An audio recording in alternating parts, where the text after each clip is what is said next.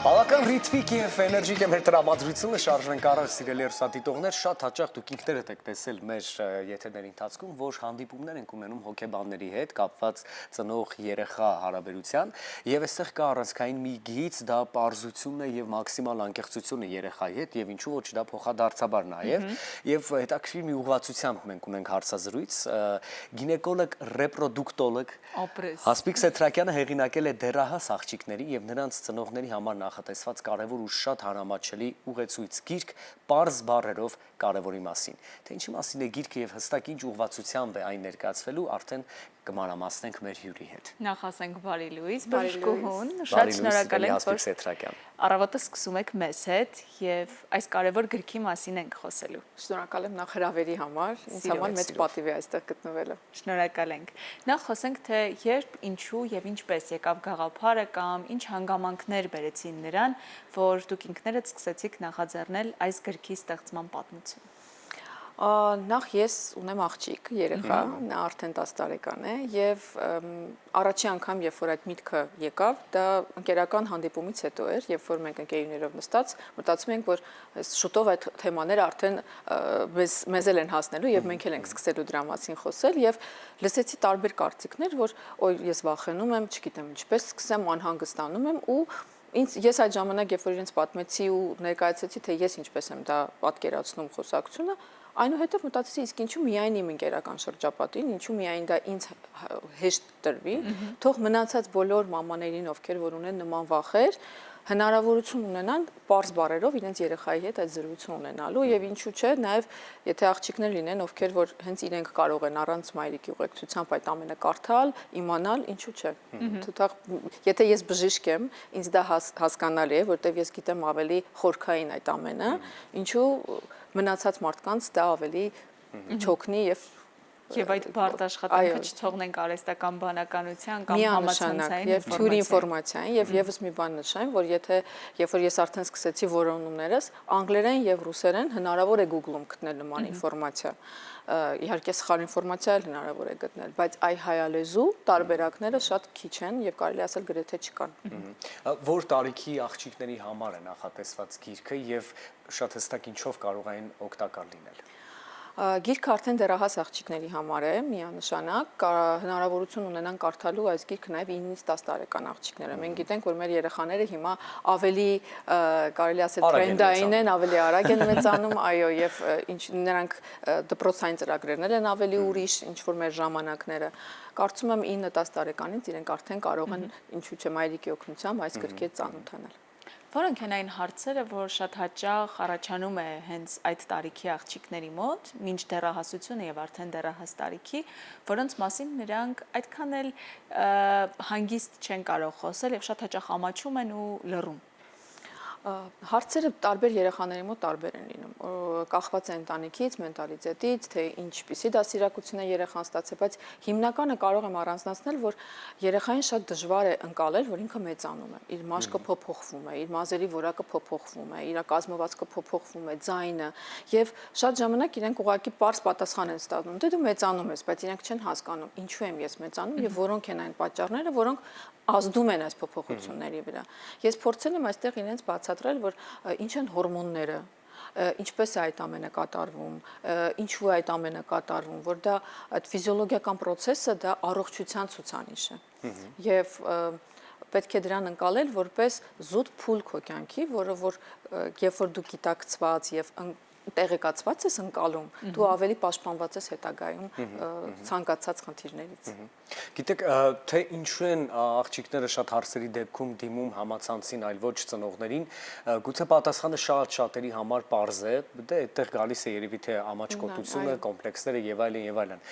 Եկեք հարցի մյուս կողմից գանք, ինչ անեն նախապես ծնողները, որպեսզի շատ ավելի կապ չպահպանեն աղջիկները համացանցի հետ, չնայած որ կան եւ առողջ պատասխաններ եւ թյուր պատասխաններ, բայց ամեն դեպքում այդ կապը միանշանակ ծնողի եւ աղջկա միջև ինչ անեն նախապես։ Գիտեք, ծնողավարության մասին կարելի է երկար խոսել, բայց մար եւ աղջիկ կապի մասին այնքան կարևոր է խոսել, որովհետեւ երբ որ աղջիկը մոր կողմից ստանում է այդ վստահությունը, սերը եւ ճիշտ ինֆորմացիան, թե ինչպես պետք է մտնի մեծ կյանք, դա իր ինքնագնահատականի վրա ամենակարելի ասել գրեթե մեծ դեր ունի։ Եվ մայրիկի աջակցությունը, թեկուզ իր խնդիրները չպրոյեկտել երեխայի, իր ունեցած անցած ճանապարհը չպրոյեկտել իր աղջիկ երեխայի, հասկանալ ժամանակակից թրենդերը, հասկանալ, որ նման թեմաներով չարժի ամաչել, կօգնի ծնողին, որ երեխայի հետ ունենա անկեղծ զրույց ամեն ինչի մասին, թե մաշկի փոփոխության, թե խնամքի, թե ինչպես թեկուզ ինքդ լսել քո մարմնի ազդակները եւ հասկանալ, որ կա խնդիր դիմել բժշկի դիմելու պարտադիր չի լինի ինչ որ ծայրաստիճան վատ բան, որ դիմես, այլ դու ուղղակի կարող ես միշտ գիտակցված եւ կարելի ասել մի քիչ օրգանիզմիդ հետ համահունչ սիմբիոզ լինի, այսինքն որ քո միտքը եւ քո մարմինը կարողանան միասին աշխատել եւ դու հասկանաս թե ինչ է կատարվում քեզ հետ։ Այդ ազդակները լսելու ունակությունը շատ կարեւոր է։ Իհարկե երևի այս հարցը ոչ մի տարիքային խմբի մասին չէ եւ համընդհանուր է,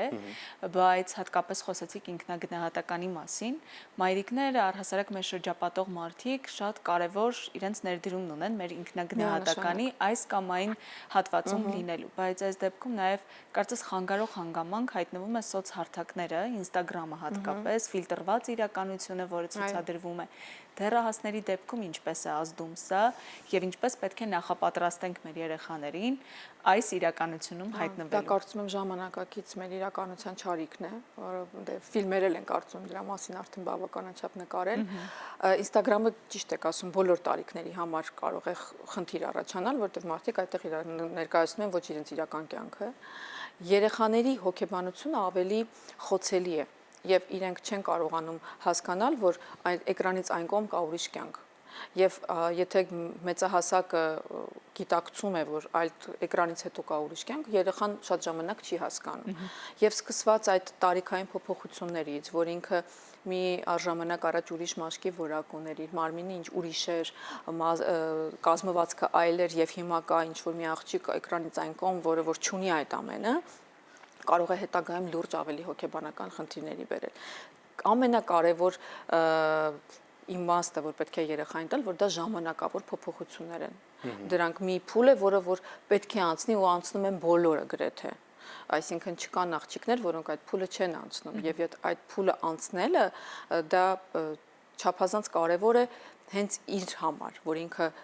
հասկանա, թե ինչ է իր հետ կատարվում։ Եվ Instagram-ը այս դեպքում իհարկե խեղաթյուրում է, բայց երեխայի հետ պետք է այդ զրույցները ամեն օրվա կարելի ասել ռեժիմով վարել եւ հասկանալ, որ այդ կոճակը միշտ միացված է։ Որ սա փուլային իրավիճակ է, պարտադիր չի դու հետևես տրենդերին, դա քո օրգանիզմի փոփոխություններն են, որոնք որ ժամանակ առ ժամանակ ու այդ ինչ որ ժամանակ անց կանցնեն։ Իսկ ինչպես նաև առօրյայում կարողանանք տարբերել ճիշտ բժշկական տեղեկատվությունը վտանգավոր խորհուրդներից, որոնք կարող ենք հանդիպել համացանցի ցանկացած որոնման։ Թեկուզ նույն արհեստական բանականությունն է կարող է դուք ուղղակի ոչ բժիշկ լինելով մի արտահայտություն կարող եք գրել եւ ինքը լրիվ այլ բան ձեզ տա։ Ճիշտ ինֆորմացիան տարբերել, իհարկե ինֆորմացիան ուղղակի ինֆորմացիա է, բայց երբ որ դուք ունեք խնդիր, դուք պետք է գնաք բժշկի, այսինքն բժշկի կարծիքը եթե շատ ծայրահեղական է, ճիշտ բժշկական կարծիք լսելու համար դուք կարող եք երկրորդն էլ լսել, այսինքն երեխայի դեպքում մենք պարտականություն ունենք մինչև 18 տարեկան իր հետ իր կողքին լինելու եւ այստեղ այդ ծնողի գործոնը չափազանց մեծ է, ինքը կարող է գտնել իր ինֆորմացիան, ինքը կարող է ունենալ հարցեր, բայց ծնողը պետք է այդ ժամանակ իր կողքին լինի եւ եթե ինչ որ բժշկի այցի մասին է խոսքը գնում, ծնողը պետք է անպայման ներկա գտնվի այդ ժամանակ եւ լսեն 1-2 կարծիք նոր տարանջատել, որն է ճիշտը, որը սխալ։ Խոսելով բժշկի այցերի մասին, երբ պետք է առաջին անգամ աղջիկ այցելի գինեկոլոգի, ինչպես պետք է դա կազմակերպել, որպեսզի չլինեն վախեր, տարակարծություններ, որովհետև շատ հաճախ մենք լսում ենք, որ դե փոքր է, ինչ իմաստ ունի գնալ բժշկի։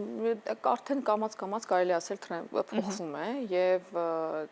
ամենաճիշտը 13-15 մինչև 13 տարեկանը մեկ անգամ եւս այցելել մանկական գինեկոլոգի, լինում են հարցեր, որոնք որ ոչ միայն առաջին դաշնային ցիկլը են վերաբերում, այլ նաեւ այլ խնդիրների պատճառով դիմում են մանկական գինեկոլոգներին, իսկ երբ որ արդեն անմիջապես դաշնային ցիկլը սկսվում է, խորհուրդ է տրվում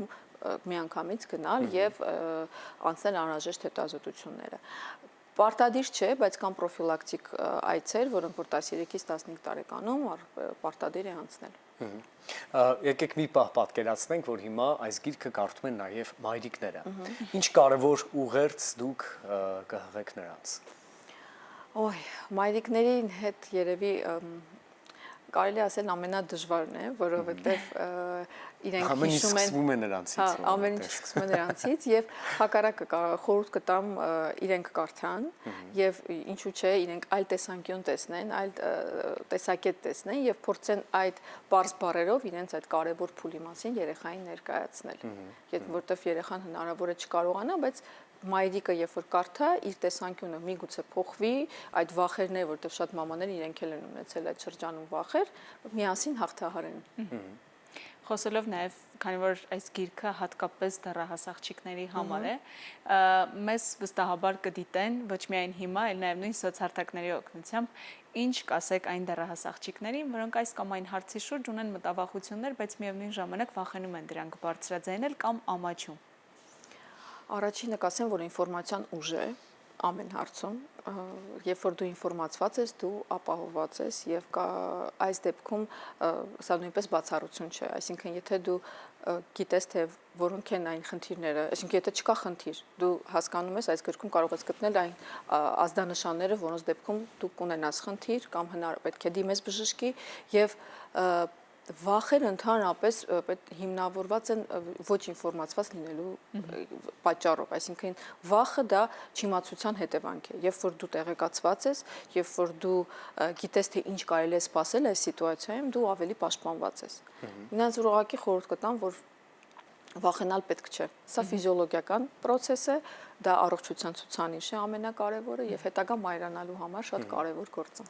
Գիրքը մեր հեռուստադիտողները կարող են ձեռք բերել շնորհանդեսից անմիջապես հետո, որը նախատեսվում է, եթե չենք սխալվում, հուլիսի կեսին։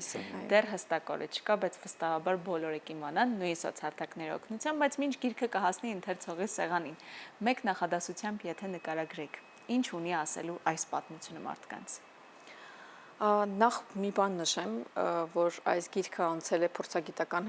եզրակացություն եւ Հայաստանի Հանրապետության կրթության, գիտության, մշակույթի եւ սպորտի նախարարության կողմից թույլատրված է որպես ուսումնաօժանդակ գիրք հանրակրթական դպրոցներում։ Այո, դա մեծ ձեռքբերում է ինձ։ Եվ ամենակարևորը կուզենայի, որ մեր կանայք, այսինքն մեր աղջիկները սիրեն իրենց, սիրեն զգան իրենց օրգանիզմը, զգան իրենց օրգանիզմի ազդակները, զգան եւ իրենց ընդհանրապես պետության առողջությունը սկսում է փոքրուց, այսինքն երեխայից։ Երեխան եթե առողջ է, կինը, աղջիկ երեխան եթե առողջ է, ինքը տալու է առողջ սերունդ եւ գիտակցված, ինֆորմացված հասարակություն մենք ունենանք։ Եվ երբ որ մեր փոքրիկները, այսինքն երբ մենք ուզում ենք ունենանք ուժեղ պետություն, մենք պետք է ունենանք ուժեղ կրթություն։ Եվ մեր երեխաները պետք է փոքրուց իմանան ինչ է իրենց օրգանիզմում կատարվում, որոնք են այն խնդիրները, որոնց դեպքում պետք է դիմեն բժշկի, եւ ամենակարևորը, որ աղջիկ երեխան իմանա, որ ինքը մենակ չէ։ Ինքը պետք է զգա, սիրի եւ ճանաչի իր օրգանիզմը։ Եվ այս ամենի հիմքում ընկած է հենց առողջ հոգեբանությունը, որը նաև կարող է ձևավորվել այս գիրքը կարդալով եւ գրքի պարզության ու անկեղծությանը ծանոթանալով։ Շնորհակալ ենք ձեզ։ Ձեզ եմ շնորհակալ, փոքրիկ նվեր եմ բերել ձեզ, որ դա մեզ նվեր է։ Շատ շնորհակալ ենք, շնորհակալ ենք։ Սիրելի հեռուստադիտողներ, մենք շարժվենք առաջ։